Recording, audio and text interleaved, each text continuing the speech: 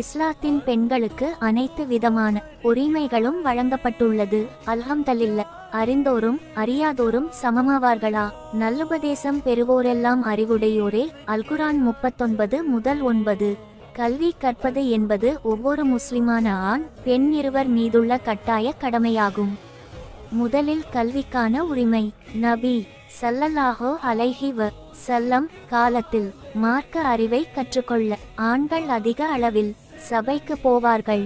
பெண்கள் கல்வி கற்பது தடையேதும் இல்லை என்பது இதிலிருந்து தெரிய வருகிறது. திருமணத்தின் போது ஒரு பெண் தனது கணவனிடம் மகர் கேட்கும் உரிமையை பெற்றுள்ளாள். தன் கணவனுடன் இயைந்து வாழ முடியாத சூழல் உருவாகும் போது ஒரு பெண் தன் கணவனிடமிருந்து குலா முறையில் மணமுறிவு பெறும் உரிமையை இஸ்லாம் வழங்கியுள்ளது.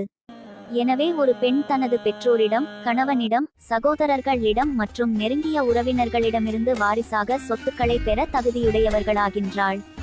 மேலும் சொத்துக்களை திரட்டவும் பாதுகாக்கவும் வியாபார முயற்சிகளில் ஈடுபடவும் இஸ்லாம் பெண்ணுக்கு உரிமை வழங்கியிருக்கின்றது. ஆண்களிலும் பெண்களிலும் இறை நம்பிக்கை கொண்ட நிலையில் நற்செயல்களை யார் செய்கின்றார்களோ அவர்கள் அனைவருமே சொர்க்கத்தில் நுழைவார்கள். அவர்கள் எள்ளளவும் வஞ்சிக்கப்பட மாட்டார்கள்.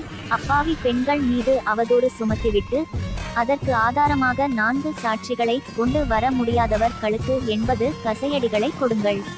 அதன் பின்பு எக்காலத்திலும் அவர்களுடைய சாட்சியத்தை ஏற்றுக்கொள்ள வேண்டாம். அனைத்து விதமான உரிமைகளும் வழங்கப்பட்டுள்ள மார்க்கத்தில் பிறந்திருக்கிறோம். அல்ஹம்துலில்லாஹ். மார்க்க படிப்பை நல்ல முறையில் படித்து அமலுக்கு கொண்டு வர அல்லாஹ் உதவி புரிவானாக.